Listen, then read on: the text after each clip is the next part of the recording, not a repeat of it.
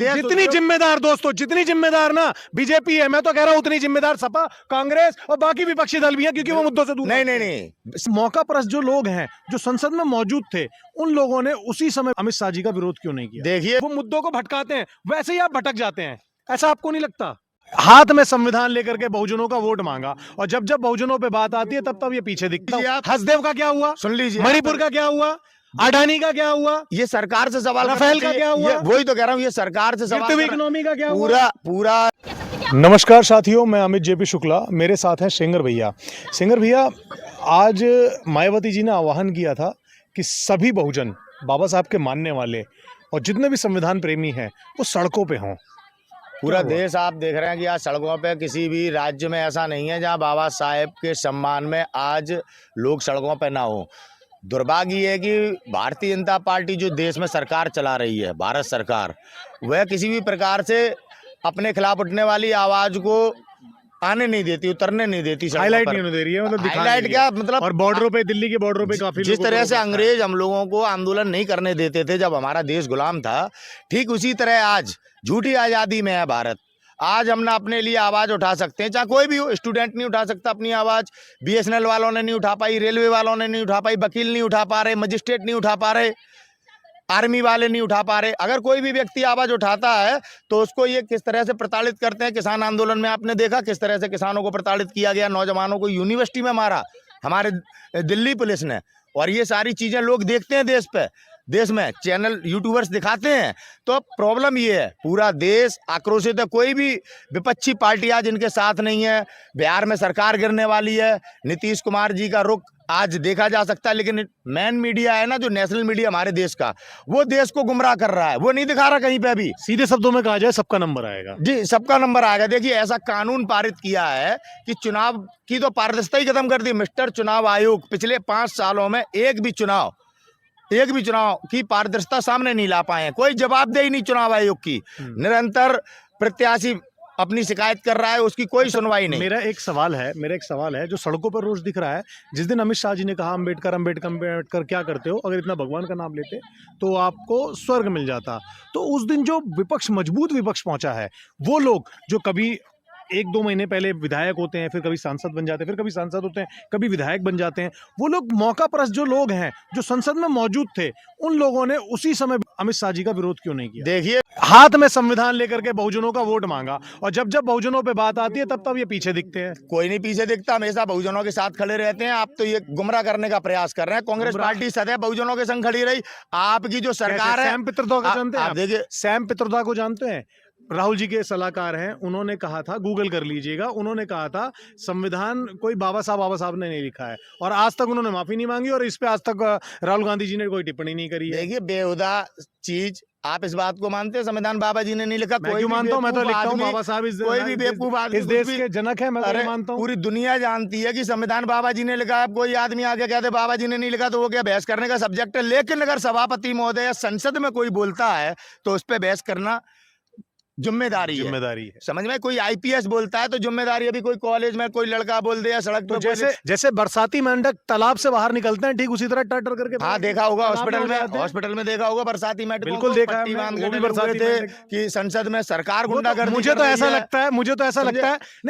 लगता है उनको तो ये कहा गया होगा राहुल गांधी को अंदर करने के लिए, मारने की तैयारी हो रही है। सारंगी जी डर के मारे बाहर आ गए। सुनिए, ये तो मैं मानता हूँ। विपक्ष में रह के भारतीय जनता पार्टी चुनाव की पारदर्शिता को लेकर बात किया करती थी। आज भारतीय जनता पार्टी ऐसे कानून बना रही है, पारदर्शिता नाम की चीज ही खत्म। चुनाव आपका वोट डालने का, मेरा सवाल समझिए, कानून का मेरे को सुनिए, मैं पत्रकार हूं, मेरे पास कोई सिक्योरिटी नहीं है, मुझे डर लगता है। मैं एक आम नागरिक हूं, मैं बोल नहीं सकता, मुझे डर लगता है। आप आम नागरिक है, ज्यादा सवाल नहीं पूछ सकते, जेल में जा सकते हैं। लेकिन एक आदमी जो निडर भय, मन के अंदर से भय मार करके बाहर आया, कहा कि मैं तुम्हारा नेता हूं, मैं तुम्हारे बीच में खड़ा रहूंगा, वो आदमी बरसाती मेंढक की तरह एक दिन आता है और दिखाता है कि मुझे इसके नाम पे वोट दो। लेकिन जब रक्षा करने की बात आती है तो वो सुबह 5 से 9 की, मतलब 5 घंटे की कॉर्पोरेट जॉब करने आते हैं। उन्हें पूरे टाइम, पूरी रात, पूरे दिन इस मुद्दे को छोड़ना क्यों चाहिए? आपको नहीं लगता? एक सुन लीजिए सेंगर साहब, मैं सवाल ही पूछ रहा हूं आपसे। आपको नहीं लगता कि जब अडानी की बात चल रही होती है, एक नया मुद्दा आता है, हसदेव की बात चल रही होती है, एक नया मुद्दा आता है, कोई ना कोई नया मुद्दा अंदर आता है और पुराने मुद्दे को भुला के चला जाता है। जैसे ही कोई भी मुद्दा बनता है और आप लोगों ने, जैसे मोदी जी हैं या अमित शाह जी हैं, वो मुद्दों को भटकाते हैं, वैसे ही आप भटक जाते हैं। ऐसा आपको नहीं लगता? ना ना ना, जनता नहीं भटक रही है। जनता तो नहीं भटक रही है, जनता तो है पागल। जनता नहीं भटक जनता को रही है। 5 किलो राशन मिल रहा है, ना- जनता लाइन में लगी हुई है, ना- जनता ना- जात बिरादरी करे, ना- जनता ना- को ना- एजुकेशन सुन सिस्टम के लीजिए, अंदर हमेशा सुन लीजिए, क्वेश्चन ना आ रही है। जनता भटक रही है, ना कोई नेता भटक रहा है। बरसाती मेढक है जो सरकार आजकल बरसाती नहीं तो मेढक फिर का मैं काम यही कर जनता रही से है। पूछना सुन चाहता लीजिए हूँ, आप, हसदेव का क्या हुआ? सुन लीजिए, मणिपुर का क्या हुआ?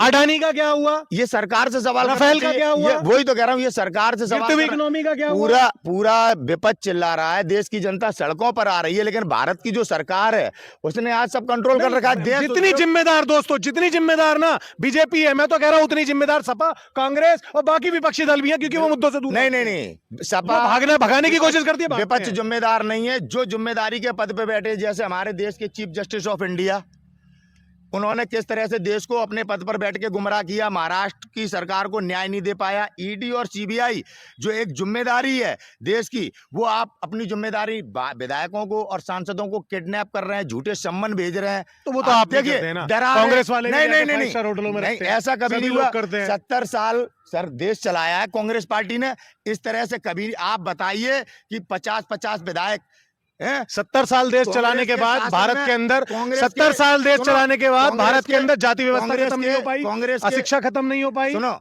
हाँ। कांग्रेस के शासन में बात मत काटिए, आप पहले मैं बात नहीं पूरी कर रहा, होने सवाल दीजिए। पूछ रहा हूं। आप बात ही नहीं, सवाल पूछ रहा हूँ। आप नहीं तो सवाल आप ही क्या नहीं- चाहते हैं? आप आपके जवाब ही आपके नहीं ले लेन में रहे। घूमता रहूं? ना ना ना, ये वही चाहते हैं कि मोदी जी ने कहा थाली बजा लो, दीपक जला लो, मैं इनकी तरह इनकी भाषा में लगा रहा हूँ। सवाल नहीं पूछूं आपसे। आप जब जिम्मेदारी की बात करते हैं, आप सारा कुछ विपक्ष पे डाल देते हैं और अपनी जिम्मेदारी नहीं आपने बनती, सवाल जिम्मेदारी नहीं बनती। सवाल कुर्सी बड़े पे तो आप भी स्टाइल बैठे से हैं। पूछ रहे हैं आप, कुर्सी तो आप भी बैठे हैं। जवाब क्यों नहीं सुनना चाहते? आज जिम्मेदारी एक आईपीएस निभा रहा है, जिम्मेदारी एक वकील निभा रहा है, जिम्मेदारी आज कोई निभा रहा है। सब लालच में बिके हुए घूम रहे हैं, पिस रहा है आम नागरिक। आज मुझे बताइए, अरे सुनिए, आप कह रहे हैं एक जिम्मेदारी एक आईएएस निभा रहा है, कैसे निभाए? लाखों करोड़ों रुपए की फीस दे रहा है, एक एमबीबीएस के कोर्स करने के लिए वो करोड़ों रुपए का मतलब लोन ले रहा है, वो कहां से भरेगा भाई? तनख्वाह उसकी 50,000 मतलब अपने रुपए, वो लोगों से घूस लेगा। अरे शिक्षा व्यवस्था ही आपने इतनी लुटेरी बना रखी है। पत्रकार महोदय जी, आप भी अपनी जिम्मेदारी, कर्जा लिया है, लोन लिया है, तो कहां भरेगा? आप भी अपनी जिम्मेदारी नहीं निभा पा रहे। इतना स्वार्थ सबके बीच में, रिक्शे वाला भी चाहता है मेरा बच्चा गलगोटिया में पढ़े, ठीक है? आईपीएस साहब के ऊपर आप और ये अच्छी तरह जानते हैं कि गलगोटिया बनाई किसके लिए गई है। गलगोटिया बनाई किसके लिए? वहां रिक्शे वाले के बच्चे पढ़ते हैं। चलिए मेरे साथ गलगोटिया में बताइए कि 4 बच्चों के पापा रिक्शा चलाने वाले हैं। फिर आप गलत जगह पे ले गए बात। अभी आप आईपीएस की इच्छाओं को बता रहे थे, तब मैंने रिक्शे वाले मैंने बताया कि कितना पैसा लगा करके वो काम करता है। ये चमचागिरी, वो पैसा वो चमचागिरी जो देश में पत्रकार आपसे सवाल पूछो, आपसे सवाल पूछो, सवाल का जवाब ही नहीं लेना चाहते आप दूसरा अमित शाह का तर्क लगा देते हैं, लाके सरकार का बचाव करने लगते हैं। जैसे ही आप पे उंगली उठती है, सरकार के जो मंशा सामने आती है, आप उंगली नहीं उठा रहा हूं। मैं आपसे ये पूछ रहा हूं कि दोष मेरा भी तो हो सकता है, बिल्कुल मेरा भी हो सकता है ना, हो सकता है दोष मेरा भी। पत्रकार होके मैं ये कह रहा हूं, सबका हो सकता है। आप बताइए, ऐसे नियम जो पत्रकारों के खिलाफ, पत्रकारों को आज क्या परिस्थिति है भारत में? मैं ये कहना चाहता हूं कि बाबा साहब के लिए अगर इतना प्रेम है तो एक सुर में, एक आपने और मैंने सबने पढ़ा होगा, आपने और मैंने सबने पढ़ा होगा 1857 की क्रांति क्यों विफल हुई, सबने पढ़ा होगा। कहीं ना कहीं हमारे आंदोलन के अंदर, कहीं ना कहीं हमारे आंदोलन में एकता नहीं है, ये मानते हैं। 1857 की क्रांति की बात मत करो, आज की क्रांति की बात करो। आज की क्रांति में आपकी भूमिका कहाँ है? पहले अपने अंदर झांको। मैं आज आपके पास दूसरे के ऊपर मैं सवाल ही तो नहीं कर रहे। चुनाव आयोग को किस तरह का कानून बनाया भारत सरकार ने? ये कानून बनाने की क्या संविधान हमारा इजाजत देता है कि आप चुनाव आयोग को कोर्ट से बड़ा कर दो? भारतीय जनता पार्टी ऐसे कानून क्यों बना रही है जिसमें कोर्ट दखल नहीं? कानून बनाने की पहल तो ऐसी हुई थी 35 से जम्मू कश्मीर पे 35 से लगाया जाता है, जम्मू कश्मीर पे 35 से लगाया जाता है। आप चाचा वाचा नहीं, मैं आपसे उम्र में छोटा हूँ, भैया बोल लो चलेगा, ठीक है? अरे सुनो, अरे आप सुनिए, आप कह रहे हो कानून बनाने की व्यवस्था, वो पार्टी कानून बनाने की कवायद कर रही है जिसने बेगर वोटिंग करे हुए, बेगर कोई गठन किए हुए, बेगर कोई चुनाव किए हुए 35 से लगा दिया। ठीक है, क्या कहेंगे इस पे आप? भैया वहां संविधान बचा हुआ था, वर्तमान में आप प्रेजेंट में, हाँ प्रेजेंट में आप, अरे लूट करने में तुमसे ही सीखे वो 70 साल की लूट के अंदर। वो परिस्थितियां कुछ थी, आज परिस्थितियां कुछ हैं। आज की परिस्थितियों की बात करो, आगे बढ़ोगे, पीछे की परिस्थितियों की बात करोगे, जब भी उनसे पूछा जाता है, जब भी उनसे, मैं बातों को विराम देते हुए पूछूंगा, विराम दूंगा, सुनो, जब उनसे पूछा जाता है, अरे जब उनसे पूछा जाता है कि तुम क्या कर रहे हो, तो कह रहे 70 साल तो देश को लूटा है। तो भैया वो पुराना एग्जाम्पल इसीलिए दे पाते कि पहले कुछ हुआ है। जय हिंद, जय भारत।